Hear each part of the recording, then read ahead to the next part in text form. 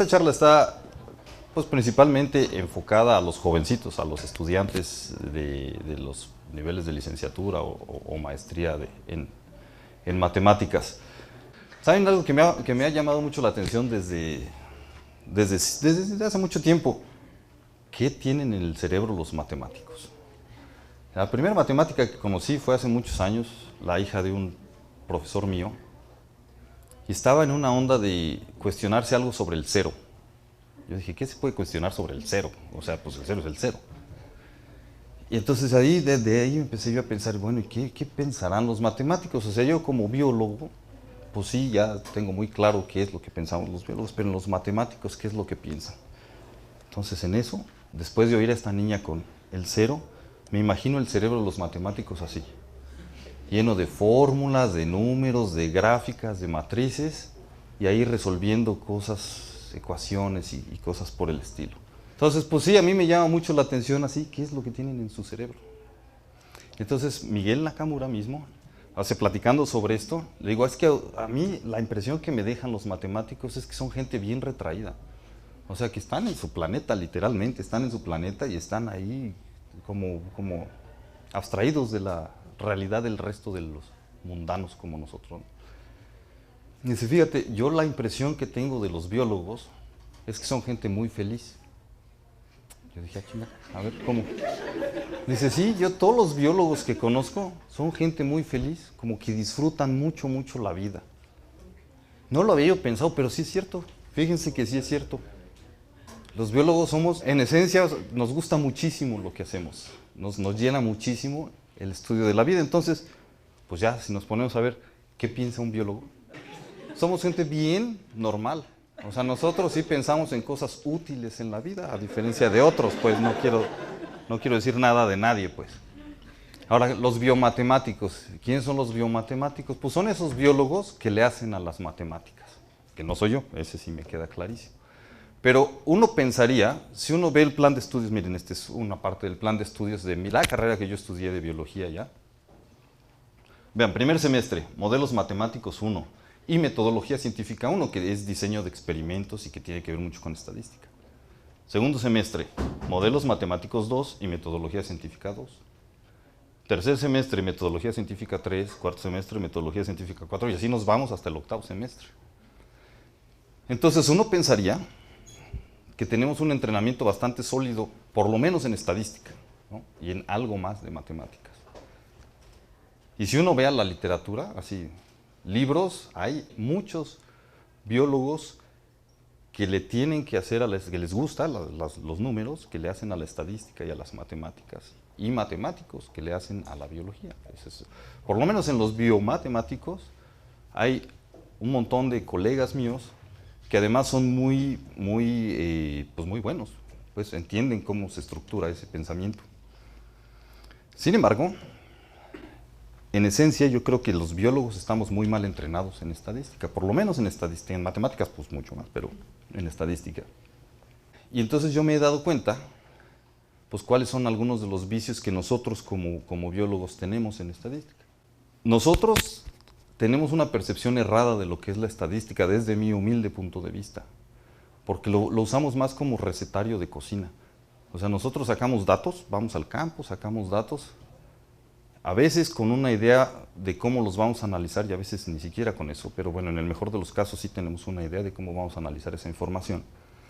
Pero entonces lo que hacemos es buscar técnicas estadísticas de análisis de datos, ¿no?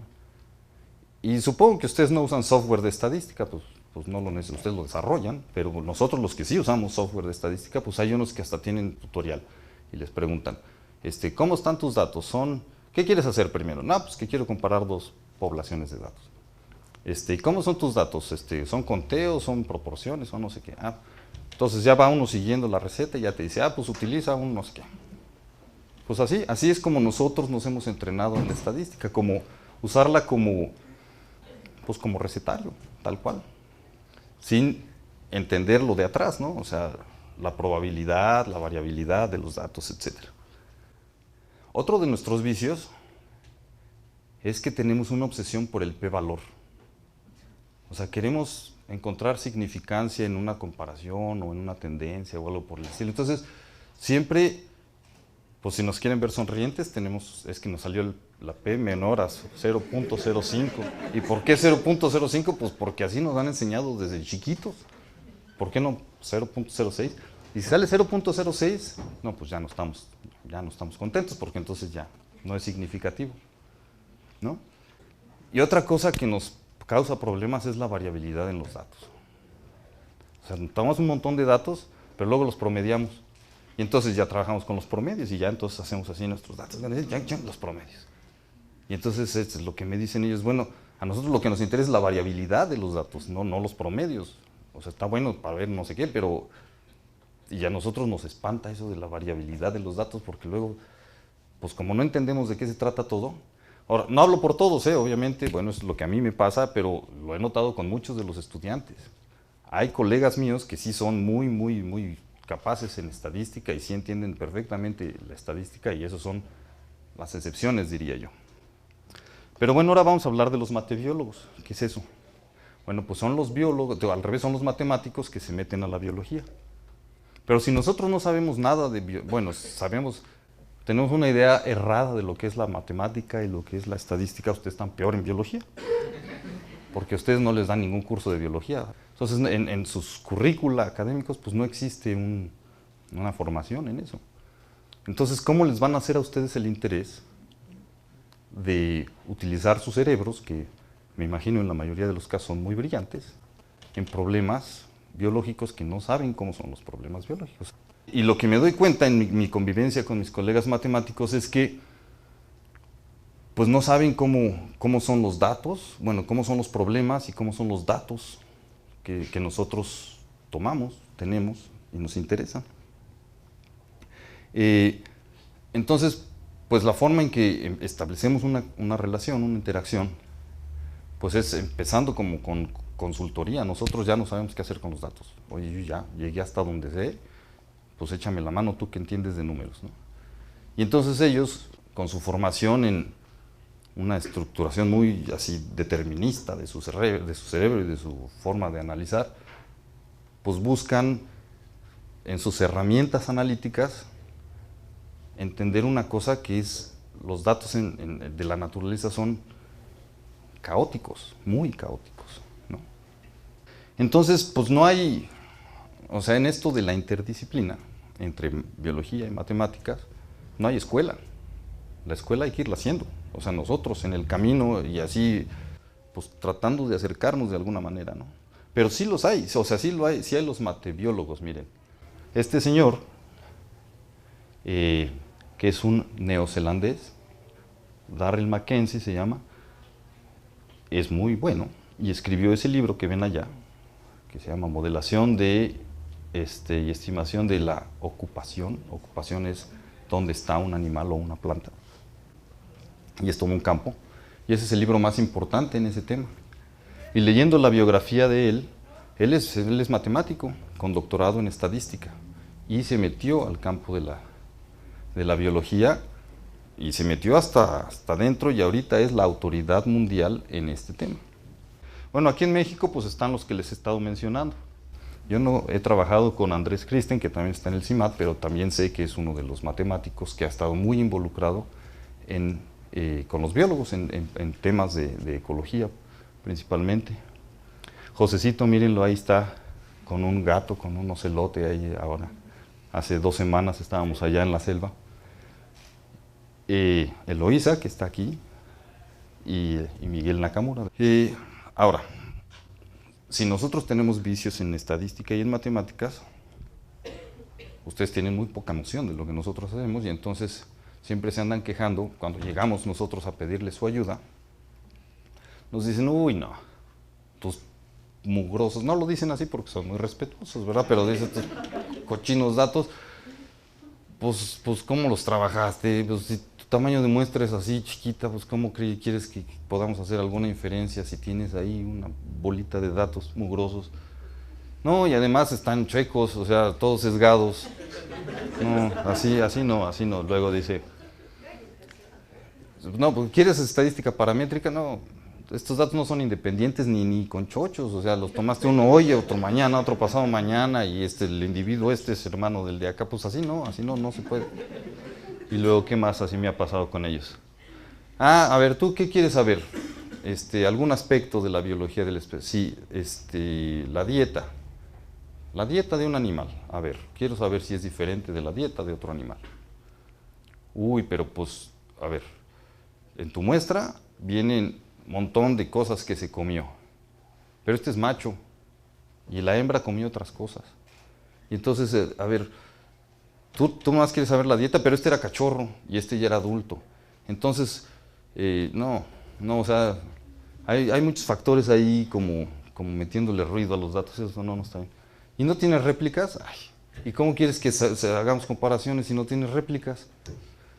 Bueno, les voy a decir cómo trabajamos en el campo para ver si tienen, a ver si pueden. Este es un ejemplo de un ex estudiante mío, ya se doctoró, que su vida son los jaguares. Los jaguares pues son un animal bonito, así vean la foto, en peligro de extinción, por lo menos en México está en peligro de extinción. Y él estudia los jaguares en la costa de Jalisco. El lugar es acá, les digo, Chamela, Cuixmala. Es una reserva pequeñita, 13,600 hectáreas, ¿no? Ahora, en los alrededores de la reserva, pues cada vez hay más presión porque hay más gente y están haciendo más actividades que están tumbando la selva y cosas por el estilo. Entonces a él le preocupa mucho, bueno, no nomás a él, pues nos preocupa mucho qué va a pasar con esos animalotes, ¿no? ¿Cómo funcionan esos animalotes en el sistema? Bueno, una característica típica de ese lugar, un poco como acá, como en esta zona de Sonora, que cuando llueve se pone un poquito verde, como llueve poquito, pues se pone un poquito verde. Allá también pasa lo mismo, en la época de secas, pues todo está pelón, y en la época de lluvias, pues parece selva de veras, ¿no? Se pone muy verde en la época de lluvias y se pone muy seca en la época de secas.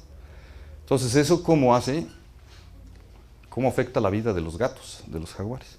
Esa era una de sus preguntas. Bueno, ¿y cómo los estudia él? ¿O cómo los ha estudiado? Pues durante muchos años ha puesto trampas para capturarlos, a los animales, los duerme, porque si no los duerme, pues lo muerden, porque están dientones. Les pone un collar que tienen un radiotransmisor, ya los despierta, los suelta, y entonces luego con sus antenas ahí va buscándolos por el bosque para encontrarlos y saber en dónde están, ¿no? Y entonces a lo largo del tiempo,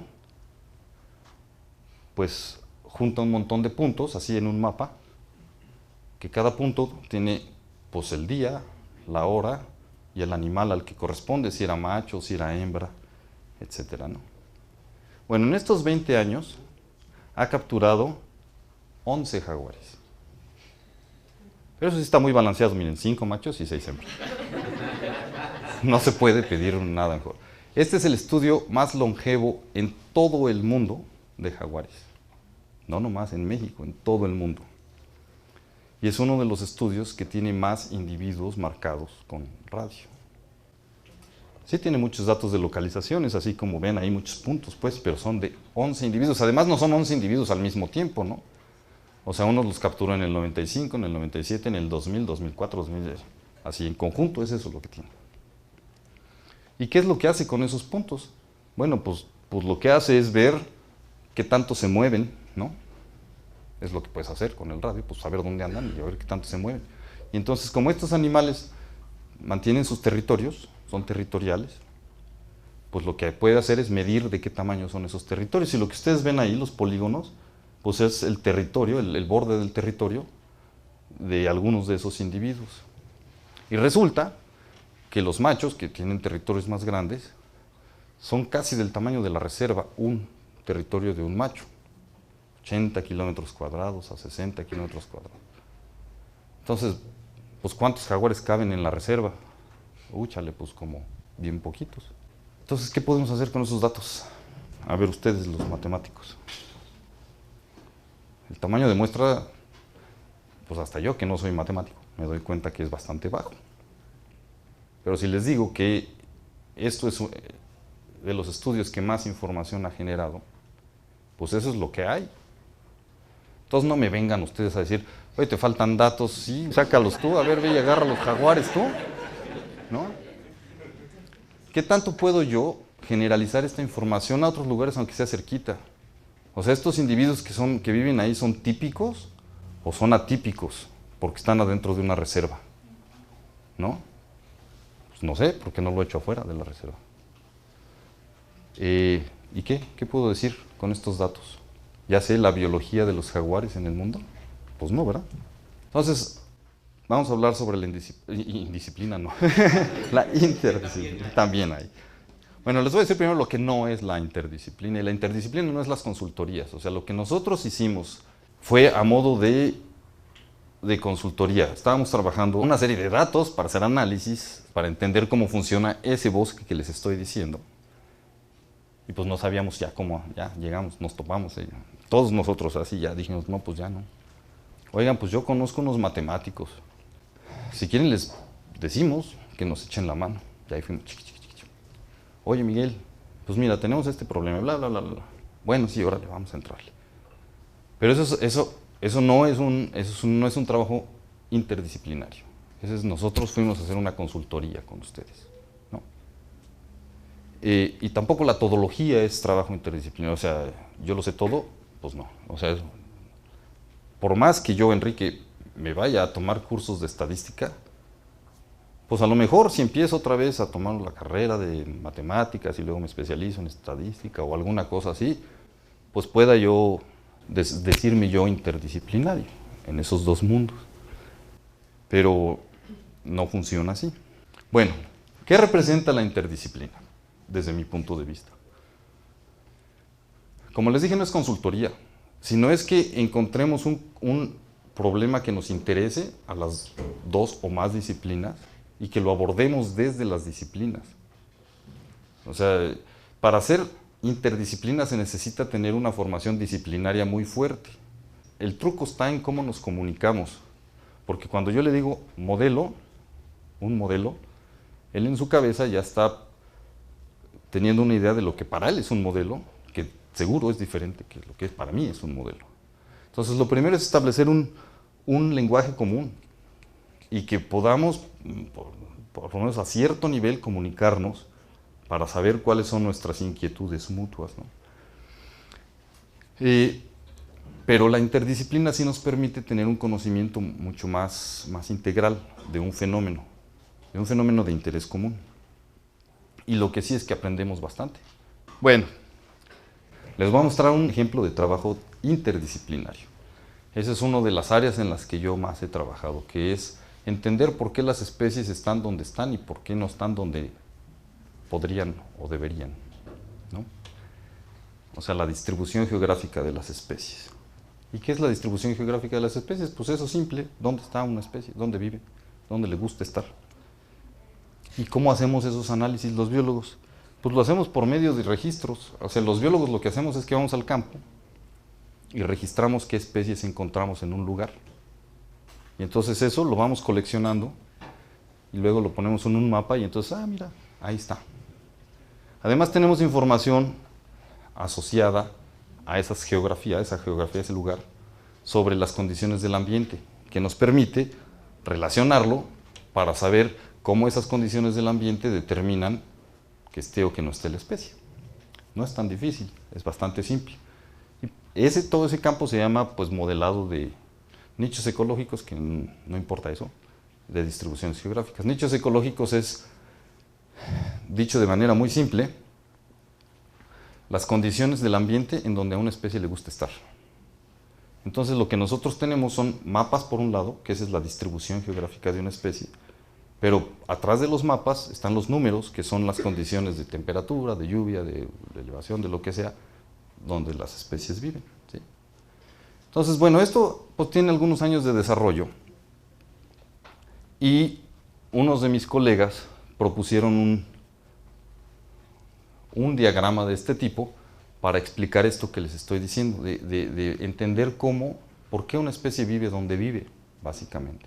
Entonces a ellos se les ocurrió esto, que este diagrama de BAM lo que tiene son tres elementos, las bolas grandes, que uno representa con una A, los nombres están muy técnicos, pero son las variables del ambiente que les mostré hace rato, ¿no? La temperatura, la lluvia, etc. ese es uno de los elementos que importa a las especies. Pero hay otros elementos como el círculo amarillo, que ese es el B, que es con quién vive ahí. Pues si tiene la comida, o si es por ejemplo, un colibrí que chupa flores, pues si están las flores a las que chupa, o si es la flor, pues si está el colibrí que lo chupa y le poliniza, etc., ¿no? Esas interacciones entre las especies. Y la otra, la M, el otro círculo, es hasta dónde puede llegar una especie, ¿no? Porque no se pueden mover así libremente en el espacio.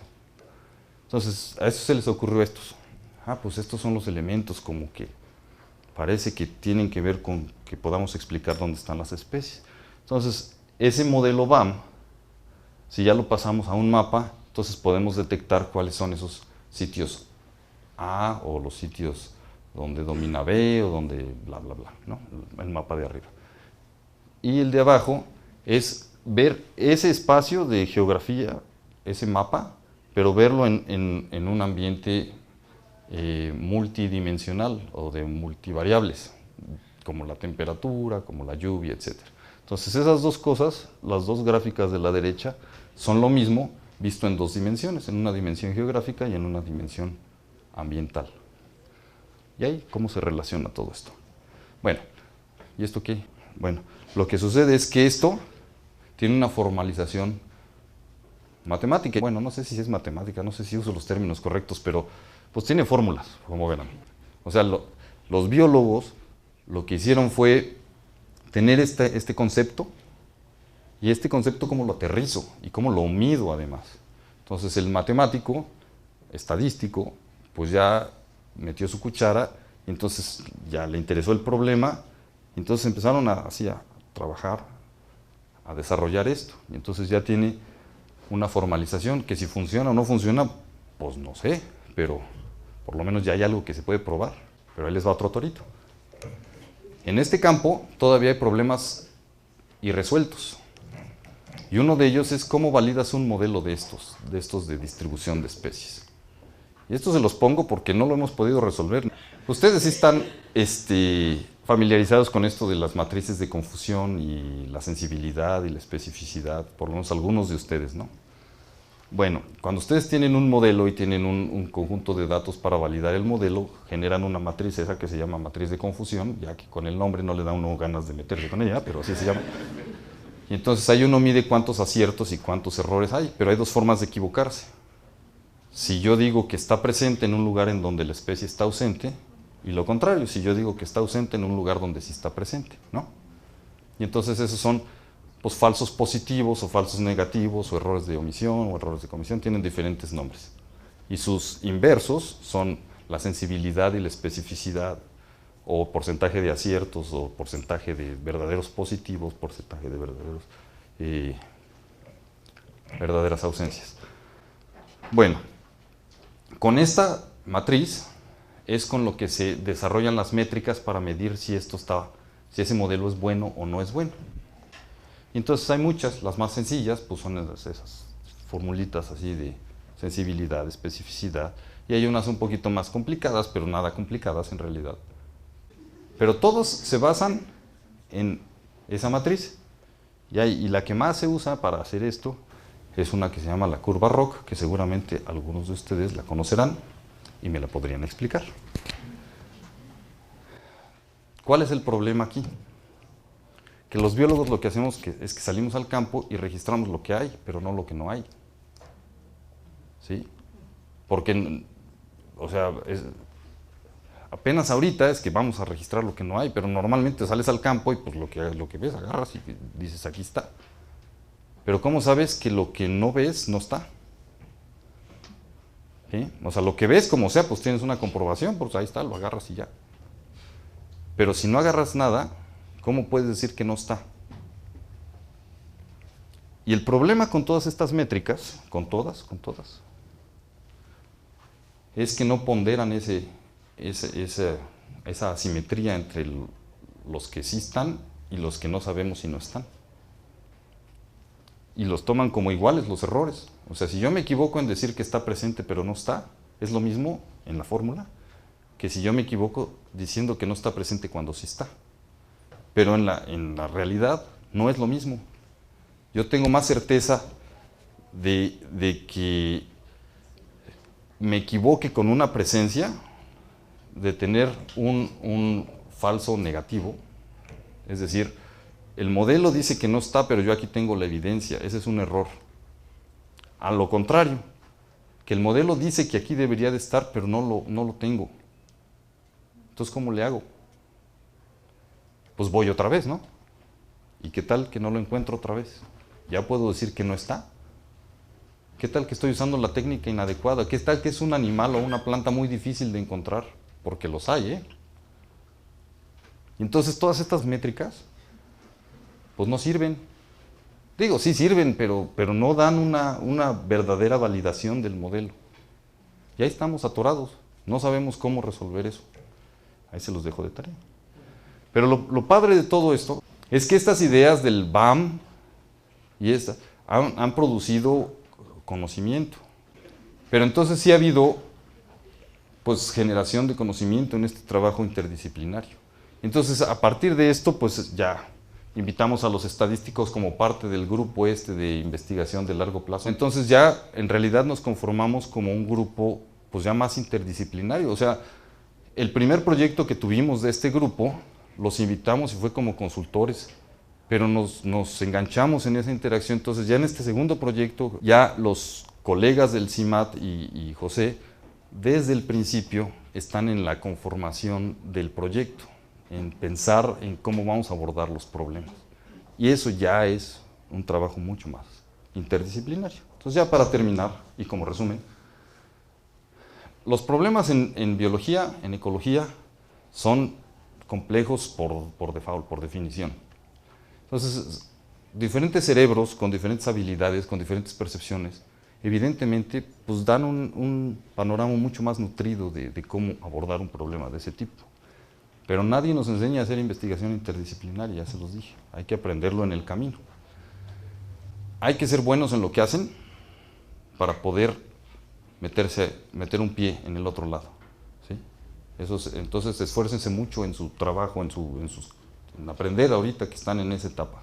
Nos ha costado mucho trabajo hacer estos grupos interdisciplinarios, bastante trabajo, y ha habido incluso roces y cosas por el estilo sobre posiciones a favor y en contra.